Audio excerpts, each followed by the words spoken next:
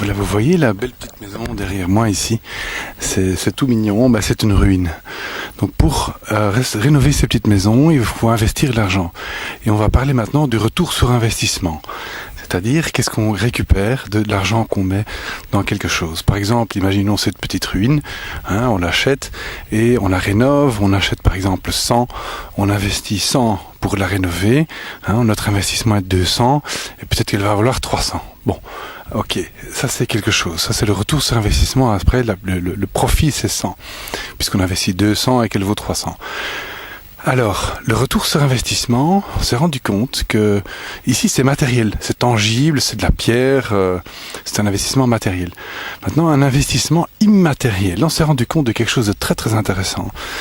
L'immatériel, c'est la connaissance, la motivation, la communication, le service au bien commun. Et on s'est rendu compte que l'investissement, donc on va investir 1 euro, par exemple, dans la motivation des équipes, dans la connaissance, dans une bonne communication ou dans une notion de service et qu'on va servir le bien commun, eh bien que ce retour sur investissement est beaucoup plus élevé que ce qu'on peut obtenir avec ce genre d'investissement-ci matériel. Donc le retour sur investissement de l'investissement immatériel, pour vous c'est très important. Ça veut dire que si vous me demandez dans quoi je dois investir, le peu d'argent que j'ai, eh bien j'aurai qu'une réponse, c'est investir en vous-même. L'éducation, la connaissance, rencontrer des gens, communiquer avec les gens, servir, eh bien cet investissement-là sera celui qui va rapporter le plus pour vous et pour votre entreprise. C'est également valable pour l'entreprise. Donc une entreprise qui investit dans sa connaissance, dans l'intelligence collective, mettre les gens ensemble, pour réfléchir ensemble, motiver les troupes, créer une vision, bien communiquer, et la notion de service à nouveau, eh bien ça c'est les investissements qui vont rapporter le plus.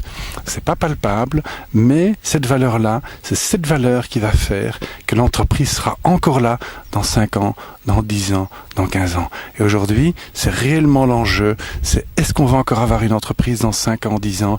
Eh bien, le vrai investissement, c'est pas nécessairement dans les briques et dans les choses tangibles, mais le plus haut retour sur investissement de chaque euro investi, que ce soit pour vous ou pour votre entreprise, c'est l'investissement dans la valeur immatérielle de l'entreprise et aussi dans la capacité, et ça évidemment c'est bien d'avoir la connaissance, mais de la capacité de la faire circuler et de l'amener dans le business, de l'amener dans vos métiers, à vous, concrètement. Cette connaissance, si elle reste en l'air, eh bien, elle n'a pas de valeur. Investir dans cette capacité d'amener la connaissance à travers la motivation des gens dans l'action. Et c'est là que la valeur pourra se créer.